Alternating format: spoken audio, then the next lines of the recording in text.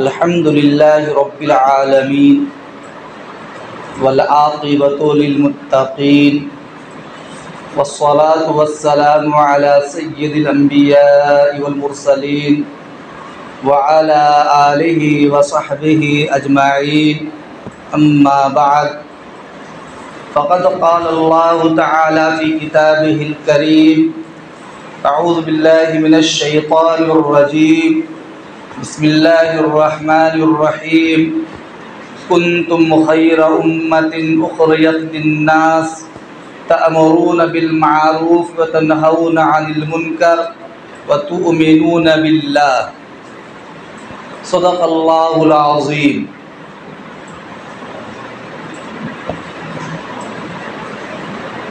कि मोहम्मद से वफ़ा तूने तो हम तेरे हैं, ये जहाँ क्या चीज़ है लौह कलम तेरे हैं। अल्लामा इक़बाल ने कहा, वो दानाए सुबुल ख़त्मुर रसूल मौलाए कुल जिसने ग़ुबारे राह को बख्शा फ़रोग़े वादिये सीना। निगाह इश्क़ मस्ती में वही अव्वल वही आखिर वही क़ुरआन वही फ़ुरक़ान वही यासीन वही ताहा। ग्रामी मर्तबत हाज़रीन और अज़ीज़ दोस्तों, ये शाबानुल मुअज़्ज़म का महीना है। इस माह में एक रात है जिसे शबे बरत कहते हैं। बहुत ही बाबरकत रात, खैर व रहमत वाली रात होती है, मग़फ़िरत वाली रात कहलाती है। बहुत बड़े आलिम दीन और वक्त के बड़े मुफ़क्किर ताबिई अता बिन यसार रहमतुल्लाह अलैह फरमाते हैं, मा मिन लैलतिन बाद लैलतिल क़द्र अफ़ज़लु मिन निस्फ़ि शाबान। फरमाते हैं कि लैलतुल क़द्र यानी शबे क़द्र के बाद सबसे बेहतरीन रात अगर कोई रात है तो वो है शबे बरत वाली रात। उससे बढ़कर और कोई रात नहीं।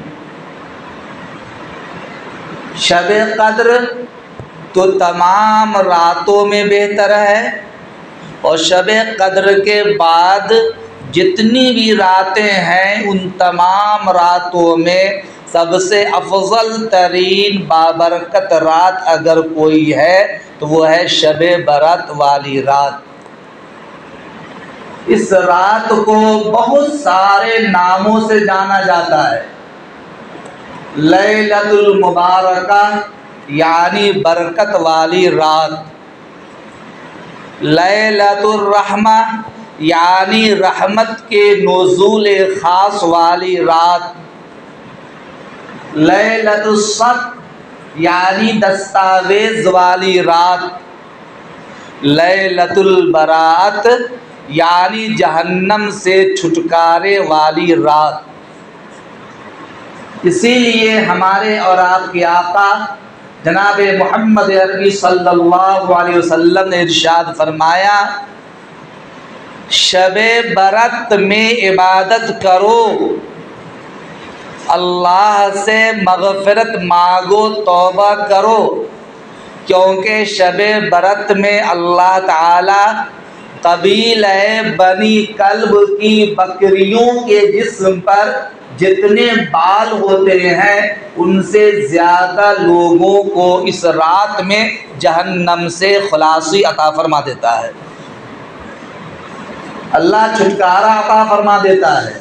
इतनी मुबारक रात है, बेशुमार रहमतें नाजिल होती है, बेशुमार बरकतें नाजिल होती है, बेशुमार गुनहगारों को जहन्नम से छुटकारा दिया जाता है। गुनाहों को माफ़ कर दिया जाता है, रोज़ी में इजाफ़ा कर दिया जाता है। बेशुमार फजीलत इस रात की है। इसीलिए हमारे और आपके आका जनाब मोहम्मद अरबी सल्लल्लाहु अलैहि वसल्लम ने इरशाद फरमाया, इस मुबारक रात में इंसान के आमाल अल्लाह के दरबार में पेश किए जाते हैं। एक रावी हैं उसामा बिन ज़ैद रज़ी अल्लाह ताला अन्हु, वो फरमाते हैं नबी करीम सल्लल्लाहु अलैहि वसल्लम से मैंने पूछा, या रसूल अल्लाह, जितनी कसरत के साथ मैं शाबान में आपको रोज़ा रखते हुए देखता हूँ, रमज़ान के अलावा और किसी महीने में इतनी कसरत से रोज़ा नहीं रखते हैं, आखिर क्या बात है? तो नबी करीम सल्लल्लाहु अलैहि वसल्लम ने इरशाद फरमाया, दरअसल शाबान मेरा महीना है और रमज़ान मेरी उम्मत का महीना है। शाबान को हुजूर ने अपना महीना करार दिया और फरमाया शाबान मेरा महीना है और रमज़ान मेरी उम्मत का महीना है। और शाबान इंसान के गुनाहों का कफ़ारा होता है और रमज़ान इंसान को गुनाहों से पाक करने वाला होता है। मैं इसलिए रोज़ा रखता हूँ ताकि अल्लाह के दरबार में जब आमाल पेश किए जाएँ तो रोज़ा की हालत में मेरे आमाल अल्लाह के दरबार में पेश किए जाए, क्योंकि इस रात में बंदों के आमाल अल्लाह के दरबार में पेश किए जाते हैं। इसीलिए नबी करीम सल्लल्लाहु अलैहि वसल्लम ने इस रात में उम्मत को गुनाहों से मग़फ़िरत मांगने का हुक्म दिया है। गोया के शाबान की जो 15वीं रात होती है, मसलन आज शाबान की 10 तारीख़ है और 8 मार्च को शाबान की 15वीं तारीख़ कहलाएगी। 7 मार्च दिन गुजार कर रात में ये शबे बरत कहलाएगी। तो शबे बरत में इंसान को चाहिए कि रब की इबादत करे और 15 शाबान यानी 8 मार्च को रोज़ा रखना है। अब जब इंसान रात भर इबादत करेगा और अगले दिन इंसान गुनाह रोज़ा रखेगा तो सारे गुनाह तो रात ही में उसके धुल गए तौबा इस्तग़फ़ार की वजह से। अब गुनाह तो रहा नहीं, पूरे साफ शफाफ अंदाज में अब उसका रोज़ा रखा जाएगा और वो रोज़ा अल्लाह के दरबार में पेश किया जाएगा और ये कहा जाएगा कि मेरे बंदे का ये रोज़ा है। ऐसी हालत में पेश किया जा रहा है कि जिसमें गुनाहों की कोई आमेज़िश और कोई मिलावट नहीं है। नबी करीम सल्लल्लाहु अलैहि वसल्लम से शबे बरत की बेशुमार फजीलतें ज़िक्र की गई है, लेकिन याद रखिए आजकल हम लोगों ने शबे बरत को जो खिलौना बना दिया है, जो इबादत की रात थी हमने उसको सैर व तफरीह की रात बना दिया। जो रात अल्लाह से मांगने की रात थी उसको हमने हलवे खाने और पकाने की रात बना दिया। और मालूम है ये हलवे की रात और बारात कहाँ से चली है? दरअसल सन 2 हिजरी में नबी करीम सन 3 हिजरी के अंदर नबी करीम सल्लल्लाहु अलैहि वसल्लम के दंदाने मुबारक शहीद हो गए। दंदाने मुबारक शहीद हो गए। काफिरों ने आप पर हमला किया और ग़ज़वे उहद के अंदर आपके दंदाने मुबारक शहीद हो गए।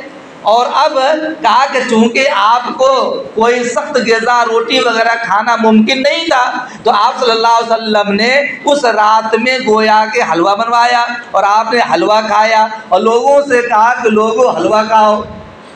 गोया के लोगों को आपने हलवा खाने का हुक्म दिया।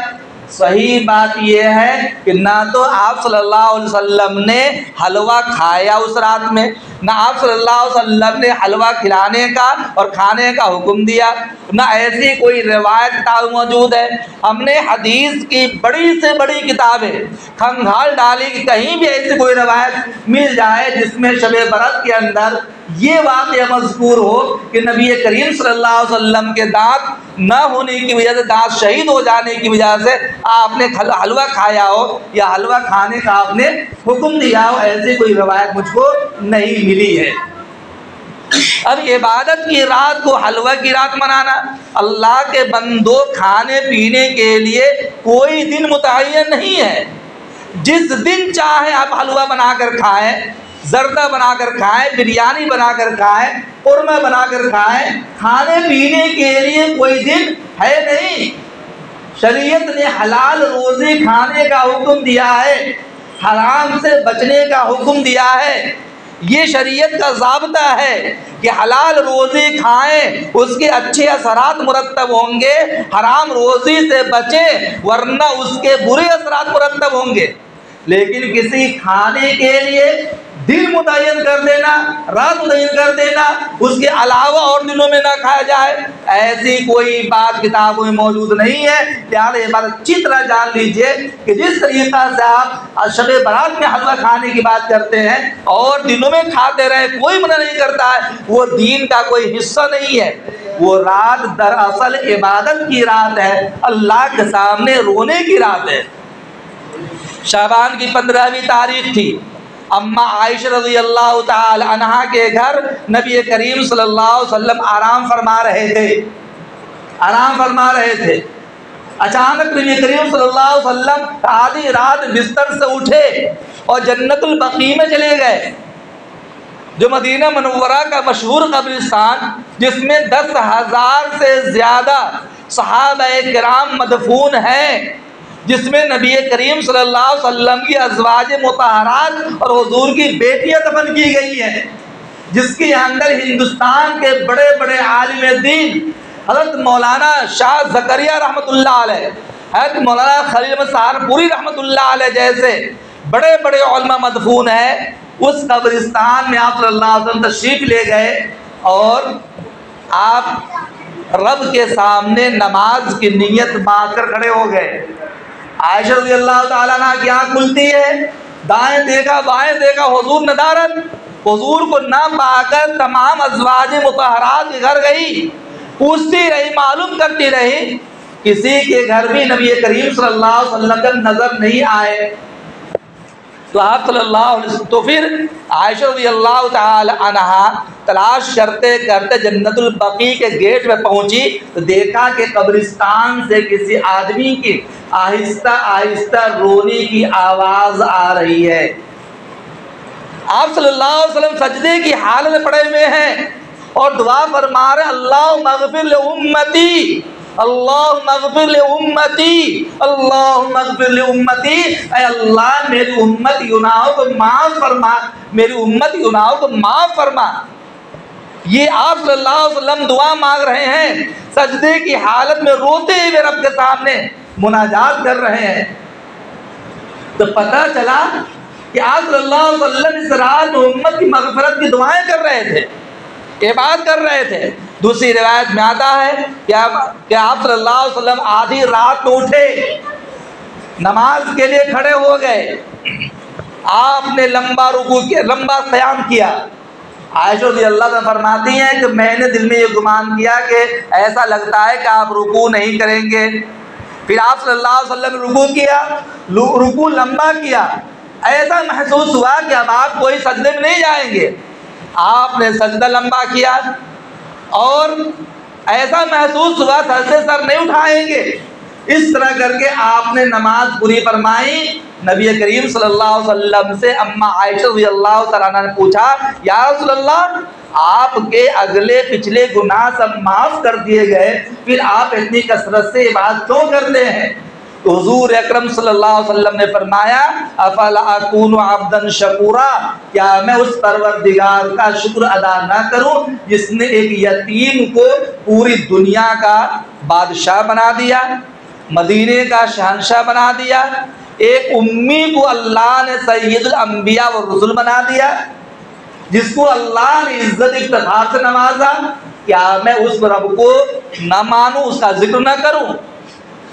मालूम ये होता है कि शबे बरत वाली रात इबादत की रात है। गुनाहों पर नदामत की रात है। चुनांचे हदीस शरीफ में आता है कि जब शबे बरत होती है, फरिश्तों के हाथ में दस्तावेज दे दिया जाता है, आइंदा साल कितने लोग पैदा होने वाले हैं वो रजिस्टर दे दिया जाता है, कितने लोगों की वफात होने वाली है वो रजिस्टर दे दिया जाता है, कितने लोगों की रोजी में तंगी पैदा की जाएगी रजिस्टर दे दिया जाता है, कितने लोगों की रोजी फराखी पैदा की जाएगी रजिस्टर दे दिया जाता है। कोई मुसीबतों में मुबतला होगा, कोई खुशी में मुबतला होगा तो रजिस्टर दे दिया जाता है। मालूम ये होता है कि वो शबे बरत जो मग़फ़िरत वाली रात है, आदमी उसमें सैर व तफरीह करता जा रहा है, लेकिन उसका नाम मरने वालों की लिस्ट में लिख दिया गया है, मुसीबत ज़दों की लिस्ट में लिख दिया गया है। एक आदमी रब के सामने रो रहा है, उसका नाम ऐसे लिस्ट में डाल दिया गया जिसमें कह दिया गया कि ऐसे लोगों का परवाना मग़फ़िरत का दे दिया जाएगा। अब एक इंसान खुशी मना रहा है और नाम उसका परेशान हाल में लिखा जा रहा है। चुनांचे आप देखते होंगे इंसान अपनी ज़िंदगी में घर से खुशी खुशी निकलता है, लेकिन हालात से दो चार होता है। चूँकि शबे बरत में ही अल्लाह ताला ने तकदीर का फैसला कर दिया है कि वह आइंदा कैसे कैसे हालात से दो चार होगा। अब हमारी जिम्मेदारी ये बनती है, जब ये मालूम है कि इस रात के अंदर हर किस्म का रजिस्टर तैयार कर दिया जाता है, तो ऐसी रात में रब के सामने हम रो रो कर गुजारें, रब के सामने सजदा रेज़ हो, नवाफिल पढ़े, कुरान की तिलावत करें। लेकिन हाल हमारा क्या है ये भी याद कर लीजिए।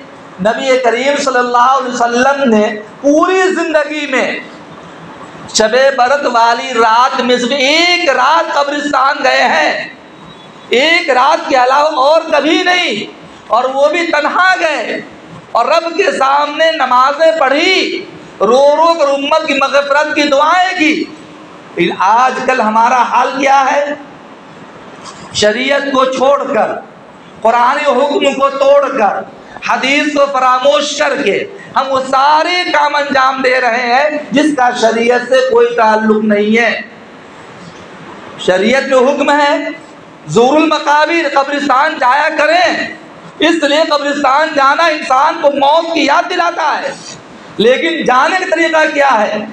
आज हम टोलियों की शक्ल में कब्रिस्तान जाते हैं, चरागा करते हैं, पटाखे फोड़ते हैं, हुल्लड़बाजी करते हैं और खुदा जाने गाड़ियों की रेसिंग करते हैं। और ऐसे हालात बदतर हो चुके हैं कि कितने हादसात पेश आते हैं वो हम और आपकी आंखों के सामने है, और किस तरह से इल्ज़ामात आयद होते हैं वो सब आंखों के सामने होता है। मेरे दोस्तों, पता चला कि जो रात अल्लाह ताला से तौबा इस्तग़फ़ार करने की रात थी, उस रात को हमने नेकियों में नहीं भुनाया, हमने उसको गलत काम में भुनाया, जबकि हमें अल्लाह ताला ने बेहतरीन उम्मत करार दिया है। इस वक्त पूरी दुनिया की आबादी 7.5 अरब की है, पूरी दुनिया की आबादी 7.5 अरब की है। 6 अरब गैर मुस्लिमों की आबादी है, जिनमें यहूदी भी है, नसरानी भी है, ईसाई भी है, जैनी भी है, सारे धर्म मानने वाले हैं। 1.5 अरब की आबादी मुसलमानों की है, जो उम्मत मुहम्मदिया है, जिनको अल्लाह ताला ने बेहतरीन उम्मत करार दिया। फरमाया खैरु ये कुंतुम खैर उम्मत उखरिजत लिन्नास तअमुरुना बिल मारूफ व तनहौना अनिल मुनकर व तु'मिनूना बिल्लाह। तुम बेहतरीन उम्मत हो। इस उम्मत को दुनिया में भेजा गया नेक काम करने के लिए, बुराइयों से रोकने के लिए। इस उम्मत की जिम्मेदारी है। अब हमारी जिम्मेदारी ये बनती है कि ये जो 7 मार्च की तारीख है, जो गोया के शब बरत कहलाएगी, और 8 मार्च गोया 15 शाबान है, 15 शाबान को रोज़ा रखिए, इसलिए कि उस हाल में बंदों के आमाल पेश किए जाएंगे, तो रोज़े की हालत में आमाल पेश किए जाएं। और रात जो है 7 मार्च की गुजार कर रात बाद जो रात आती है, उस रात में आप रब के सामने रोएं, गिड़गिड़ाएं, तौबा इस्तग़फ़ार करें, नदामत का इजहार करें। नबी करीम सल्लल्लाहु अलैहि वसल्लम के सहाबी हज़रत अबू हुरैरा रज़ियल्लाहु ताला अन्हु फरमाते हैं, सहाबी नकल करते हैं, अबू हुरैरा रज़ियल्लाहु ताला अन्हु का हाल ये था कि जब वो दुआ मांगते तो ज़ारों कतार रोते और आंखों से बहने वाले आंसू को पूरे चेहरे पर मल लिया करते थे, हाथों में मल लिया करते।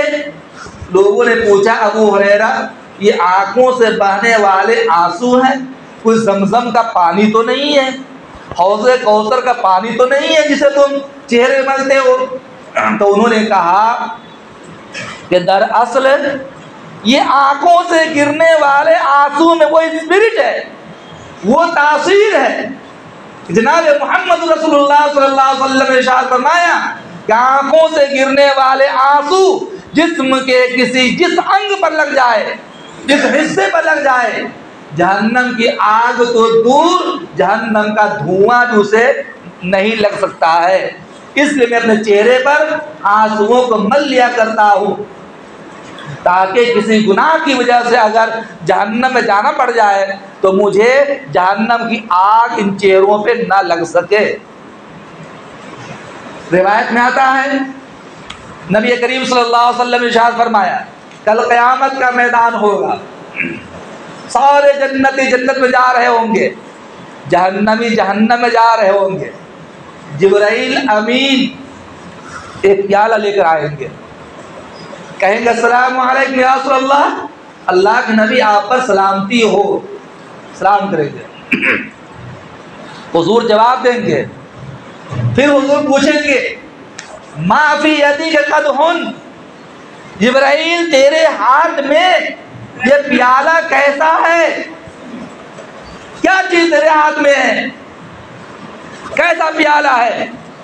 जिब्राइल अमीन कहेंगे इसमें आपकी उम्मतियों के आंखों से गिरे हुए आंसू के कतरे हैं, आपकी उम्मतियों की आंखों से गिरे हुए आंसू के कतरे हैं। हुजूर ने फरमाया माफिश, इसका क्या मतलब हुआ, क्या फायदा इसका होगा?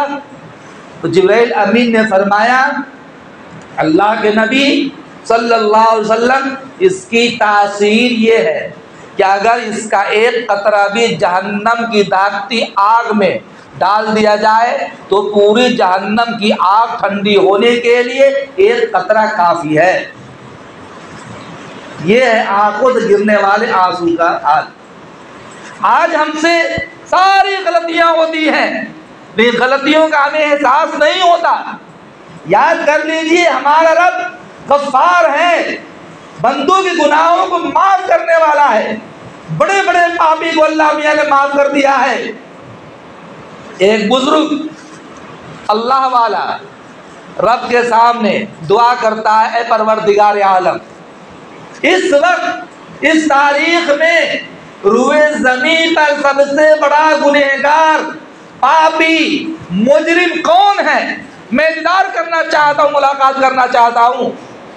देखिए जरा, एक अल्लाह वाला जिसकी दुआ कबूल होती है, जिसके हाथ उठाने पर अल्लाह की रहमतें झूम जाती है, बरकतें नाज़िल हो जाती है, वो अल्लाह वाला रब से दुआ कर रहा है, परवरदिगार आलम, इस वक्त पूरी दुनिया के अंदर सबसे बड़ा मुजरिम गुनहगार पापी कौन है? मैं उससे मुलाकात करना चाहता हूँ, दीदार करना चाहता हूँ।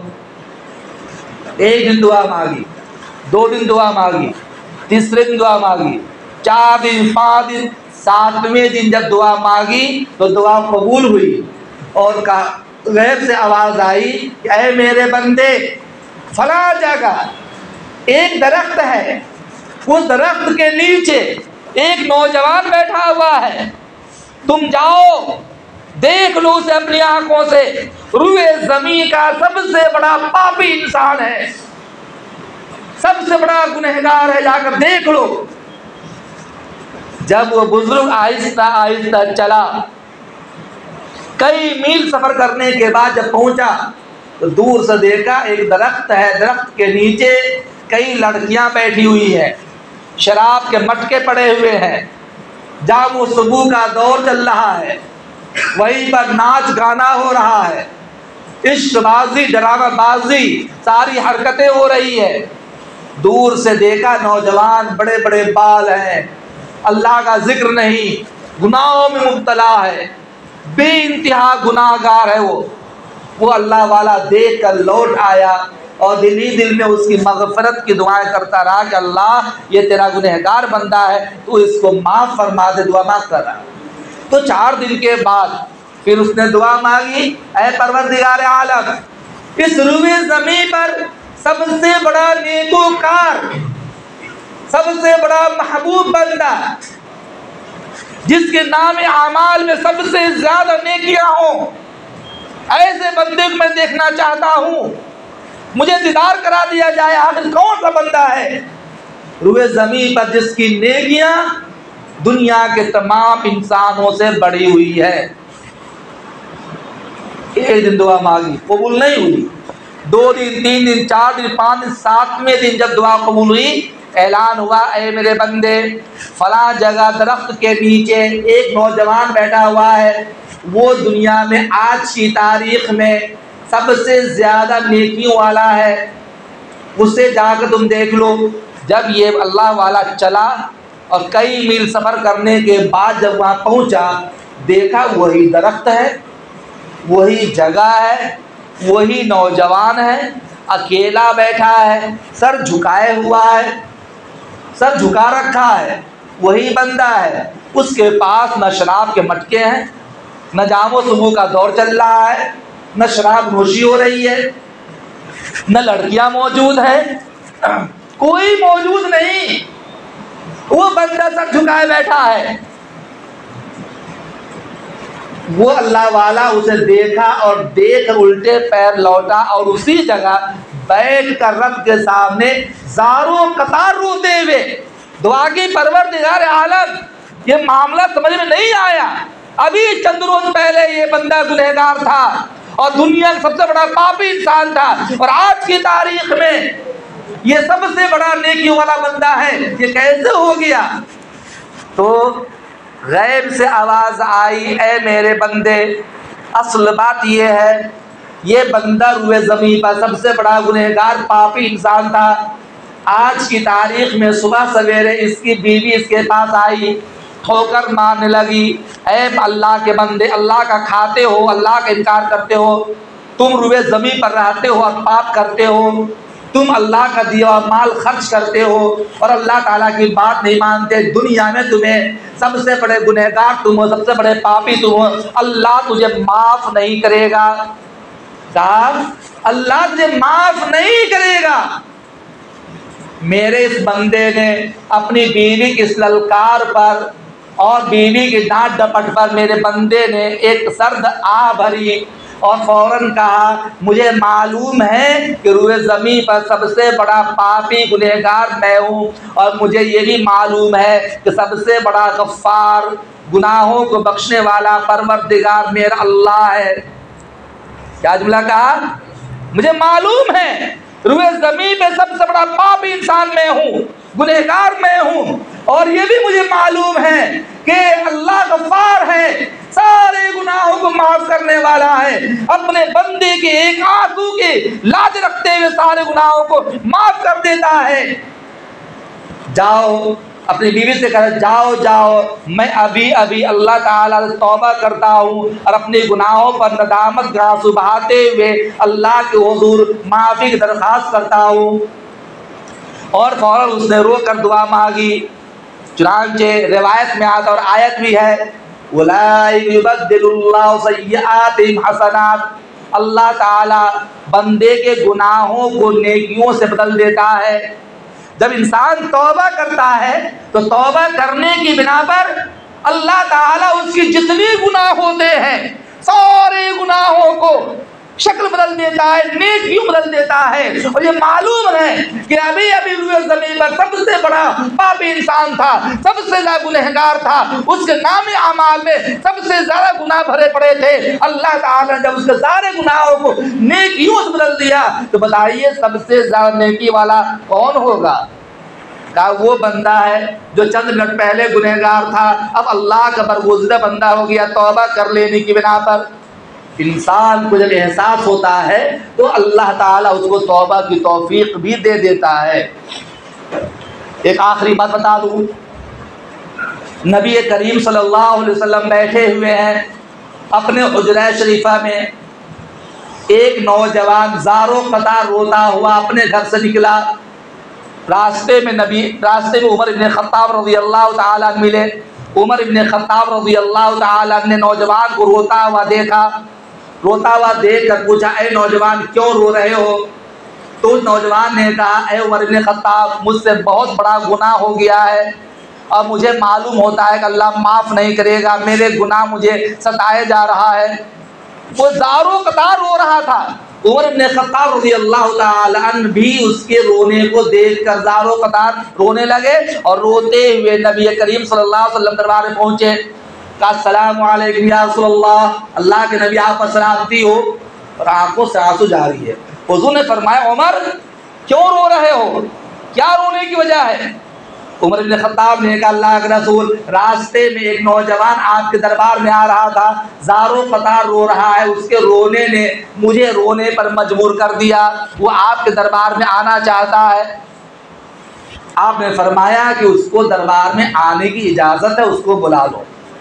जब वो आया, नबी करीम सल्लल्लाहु अलैहि वसल्लम को सलाम किया, बैठ गया, ज़ारो कतार रोने लगा। आप सल्लल्लाहु अलैहि वसल्लम ने पूछा, क्या बात है, क्यों रोते हो? कहा, अल्लाह के नबी, मैं बहुत बड़ा पापी हूँ, गुनहगार हूँ, मैंने बहुत बड़ा जुर्म कर दिया है। हुज़ूर ने फरमाया, क्या तूने किसी को कत्ल किया है? कहा कि नहीं।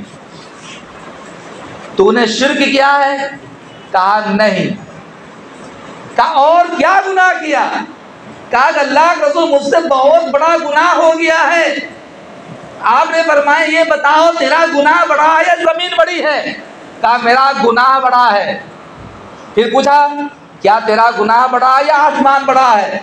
क्या अल्लाह के नबी, मेरा गुनाह बड़ा है। फिर हुज़ूर ने फरमाया, ये बताओ तेरा गुनाह बड़ा है या अल्लाह का अर्श बड़ा है? कहा, मेरा गुनाह बड़ा है। कहा, ये बताओ तेरा गुनाह बड़ा है या अल्लाह की कुर्सी बड़ी है? कहा, मेरा गुनाह बड़ा है। कहा, अल्लाह के बंदे, कौन सा गुनाह किया तूने जो इतना बड़ा गुनाह है? उसने कहा कि अल्लाह के नबी, मुझसे गुनाह ये हुआ कि मुझे देख, मैं एक जवान आदमी हूँ, ख़ानदानी पेशा कफन चोरी करने का था। मेरे बाप भी कफन चोरी किया करते थे, उसका इंतकाल हो गया। उसके इंतकाल के बाद मैंने ये पेशा इख्तियार किया। मैं कफन चोरी करता था, जब भी किसी को दफन कर दिया जाता, कब्र खोद कर मैं कफन निकाल लाता था। अल्लाह के नबी, मुझसे बहुत बड़ा गुनाह हुआ। वो गुनाह ये हुआ है कि अभी 2 रोज़ पहले अंसार कबीला के जवान लड़के का इंतकाल हुआ। गौर से सुनिए, इंतकाल हुआ और लड़की दफन कर दी गई, लोगों ने दफना दिया। मैं अपने मामूल के मुताबिक, पेशे के मुताबिक, मैं रात की तारीकी में उठा, कब्रिस्तान पहुंचा। मैंने कब्र खोली, कब्र खोल करके लाश को मैंने अंदर से बाहर निकाला और उसके जिस्म से कपड़े उतार लिए और कपड़े लेकर मैं जब चलने लगा तो शैतान ने मुझे वरगलाया। शैतान इंसान का खुल्ला दुश्मन है, वरगलाता है, गुनाह मुतला करता है। जितना बड़ा इंसान होता है वैसा गुनाह शैतान उसे करवा देता है। उस नौजवान सा, वो नौजवान कहता है कि अल्लाह के नबी, मैं कफन लेकर आगे बढ़ा, शैतान ने वरगलाया कि ऐ नौजवान, ये रात की तारीकी है, ये जवान लड़की है, ऐसी जवान लड़की तुझे कभी मिल नहीं सकती है, यहाँ कोई देखने वाला नहीं, कोई रोक टोक करने वाला नहीं, क्यों नहीं तुम इसके साथ ज़िना कर लेते, अपनी ख्वाहिश की प्यास बुझा लेते, जाओ लौट कर जाओ, अपनी ख्वाहिशात पूरी कर लो, कोई रोक टोक करने वाला नहीं। अल्लाह के नबी, मैं उल्टे कदम लौटा, लाश के पास पहुँचा और नऊज़ बिल्लाह, मैंने उस लड़की के साथ रात की तारीकी में ज़िना किया, अपनी ख्वाहिशात पूरी की। जैसे मैं वहाँ से हटा, ऐसा महसूस हुआ लड़की आवाज़ दे रही है, ऐ मलऊन मरदूद, ऐ मलऊन मरदूद, तूने मुझे मुर्दों के मजमा में नंगा कर दिया और कल क़यामत के दिन ज़िना की हालत में उठने पर मजबूर कर दिया, ज़रा भी तुझे शर्म नहीं आई? कहा कि अल्लाह के नबी, ऐसा महसूस हो रहा था कि लड़की ये जुमला कह रही है उस जुमले ने मुझे दिल को नश्तर चुभो दिया और ऐसा महसूस हुआ दिल छलनी हो चुका है, दिमाग नहीं काम कर रहा है। अब मैं क्या करूं, पागल बना हुआ हूं। क्या लड़की ये कह रही तूने मुझे मुर्दों के मजमा में नंगा कर दिया, कल क़यामत के दिन बहालत जनाब रुतने पर मजबूर कर दिया है। कल क़यामत के दिन अल्लाह के दरबार में नबी के सामने मैं तेरे दामन को पकड़ूंगी, तुम क्या जवाब दोगे? मैं उस दिन तेरे खिलाफ मुकदमा दायर करूंगी। अल्लाह के नबी मुझे ये सताया जा रहा है। आप ने फरमाया कि वाकई में तेरा गुनाह बहुत बड़ा मालूम होता है। वो जैसे उसने फरमाया तेरा गुनाह बहुत बड़ा मालूम होता है, वो नौजवान उल्टे कदम भागा और मदीना छोड़कर एक पहाड़ की गार में जाकर बैठ गया, इस डर से कि कहीं हुजूर अकरम सल्लल्लाहु अलैहि वसल्लम बद्दुआ न फरमा दे। वो 40 रोज तक नौजवान रोता रहा, अल्लाह से तौबा करता रहा, मग़फ़िरत मांगता रहा। 40वें दिन जिब्राइल अलैहिस्सलाम अल्लाह के नबी सल्लल्लाहु अलैहि वसल्लम दरबार में आए और कहा कि अल्लाह के नबी सल्लल्लाहु अलैहि वसल्लम, अल्लाह ने आपको सलाम अर्ज किया है और ये कहा है कि अल्लाह के नबी कायनात को आपने पैदा किया या मैंने पैदा किया है? तो हुजूर ने फरमाया कि तमाम कायनात को और मुझको अल्लाह ने पैदा किया है। फिर कहा ये बताएं, अल्लाह ने पूछा है आपसे कि तमाम मखलूकात को रोज़ी आप देते हैं या रोज़ी मैं देता हूँ? तो आपने फरमाया तमाम मखलूकात को और मुझे भी रोज़ी अल्लाह देता है, अल्लाह के अलावा कोई नहीं देता। फिर कहा ये बताएं बंदों के गुनाहों को आप माफ़ करते हैं या अल्लाह माफ़ करता है? तो आपने फरमाया कि सारे बंदों के गुनाहों को अल्लाह माफ़ करता है। तो जिब्राइल ने कहा कि अल्लाह ने यह हुक्म दिया है कि आप अपने उस गुनहगार सहाबी को कह दीजिए, नौजवान कह दीजिए कि अल्लाह ने उसके गुनाहों को माफ़ कर दिया है। जब इंसान तौबा करते एहसास करता है तो गुनाह हो तौबा की तौफीक मिल जाती है। ये जो शब बारात आने वाली है, ये हलवे वाली रात नहीं, इबादत वाली रात है, तौबा इस्तग़फ़ार वाली रात है, कुरान तिलावत वाली रात है। और अगर नहीं कुछ कर सकते हैं तो ऐशा की रात, ऐशा की नमाज जमात से पढ़िए, सो जाइए और फज्र की नमाज जमात से पढ़िए, पूरी रात इबादत करने का स्वाब मिलेगा। लेकिन अगर इस महल्ले से उस महल्ले, इस बाइक में बैठ के उस बाइक चले गए, इस दुकान उस दुकान पे कब्रिस्तान बना चले गए हुल्लड़बाज़ी करते हुए, तो पूरी रात गुनाहों में गुजरेगी। अल्लाह ताला हम सब की हिफाज़त फरमाए। व मा तौफ़ीक़ इल्ला बिल्लाह।